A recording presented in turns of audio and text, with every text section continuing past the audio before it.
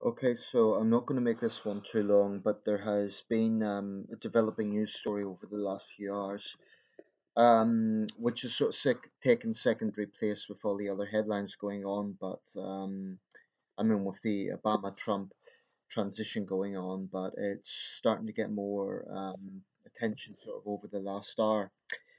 It's the 20th of January 2017.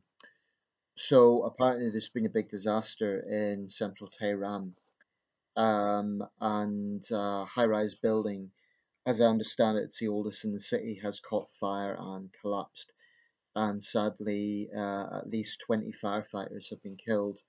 And there's all sorts of figures flying around as to how many people may have been killed in this tragedy. Um, some sources are saying 75, but other sources are saying it's 75 injured. But whatever the case, a large number of firefighters have died. Um, One reason I want to comment about this is because not long ago I was watching the film Ladder 49, the drama about a group of Baltimore firefighters, and it just reminds you how dangerous this profession is all over the world. So my thoughts are with the victims of this tragedy.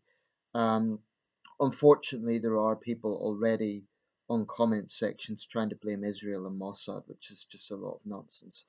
Um, Whatever causes fire, I think it's much more plausible that it was faulty maintenance. People are saying there were explosions. Well, in any large building, there's going to be gas. I think it's very viable that with the fire, there were gas explosions. Um, there would be absolutely no motivation whatsoever for Mossad to attack a civilian building in this way. It's not a military target.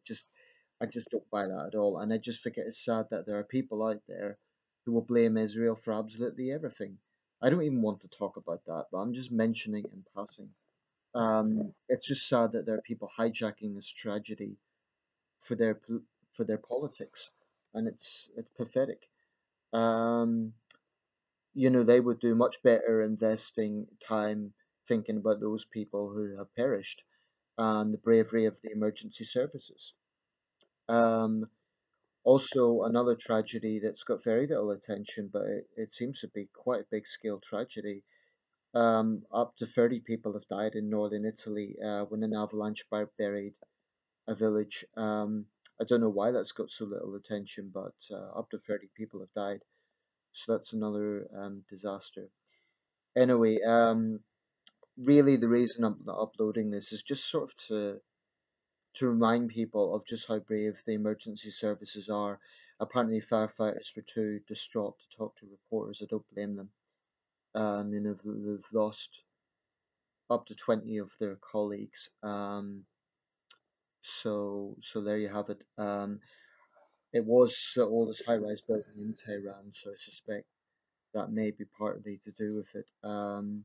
As I understand it, the buildings in Tehran are better designed than in other parts of Iran because obviously Iran is a country that faces a lot of earthquakes.